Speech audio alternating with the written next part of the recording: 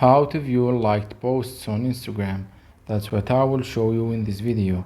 But before we begin, make sure to subscribe to the channel and ring the bell to get notified whenever a new video is uploaded. With that said, let's get started. So go ahead and open up your Instagram and then click on the profile icon at the bottom right and click on the three lines at the top right of the screen. From the pop-up menu list, click on your activity and then click on interactions and click on likes, and here you will find all the posts that you've liked on Instagram. So that was it for this video. That's how you can find and see your liked posts on Instagram. If you have any questions, please leave them in the comment section down below. With that said, see you in the next video.